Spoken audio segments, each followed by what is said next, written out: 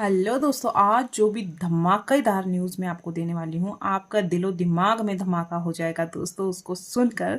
तो दोस्तों, सीरियल ये रिश्ता कहलाता है में हमारे जो अंशुमन और अबीरा है, उन दोनों की कोर्ट मैरिज होने वाली है। कोर्ट मैरिज के लिए भी अबीरा और अंशुमन जाते भी है कोर्ट में, लेकिन वहाँ पर क्या हो जाता है ये मैं आपको बताती हूँ। वहाँ पर जो अबीरा के जो सर्टिफिकेट्स, जो डॉक्यूमेंट्स होते हैं, वो गाड़ी में ही भूल के चली जाती है कोर्ट के अंदर। और जब वहाँ पर मैरिज रजिस्ट्रार जब उनसे वो डॉक्यूमेंट्स मांगता है तो अबीरा तो ब्लैंक हो जाती है, बोलती है कि मैं वो जो डॉक्यूमेंट्स है वो भूल कर आ गई हूँ, मुझे वो डॉक्यूमेंट्स नहीं मिले। इस पर मैरिज रजिस्ट्रार सीधे बोलते हैं कि दैट मीन्स आप शादी करना ही नहीं चाहती हैं, इसलिए आप डॉक्यूमेंट्स भूल के आ गई।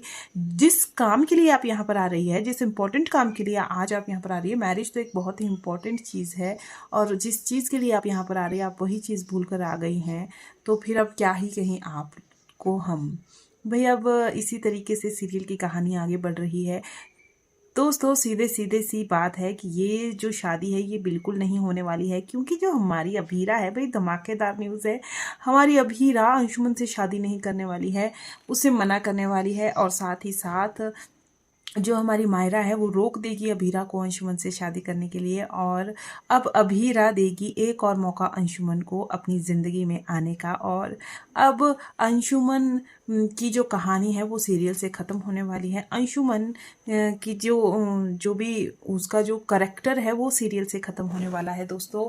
और साथ ही साथ अब जो हमारे अबीरा और अरमान हैं, दोनों एक साथ अब पूकी के लिए इकट्ठे होने वाले हैं, क्योंकि अबीरा को लगता है कि पूकी मम्मा और पापा दोनों का प्यार डिजर्व करती है। जो भी हमारे रिश्ते में खटास है, उसकी जो खटास है वो हमारी बेटी के ऊपर ना आ जाए। हमारे जो रिश्ते में जो भी कीचड़ है, जो भी ये फैला हुआ है, जो भी गलत चीज़ें हो रही है, इस चीज़ का असर पूकी पर नहीं पड़ना चाहिए। पूकी को कभी भी ऐसा नहीं लगना चाहिए कि उसे उसके माँ या पापा दोनों में से किसी एक का ही प्यार मिला, दोनों का नहीं मिला है।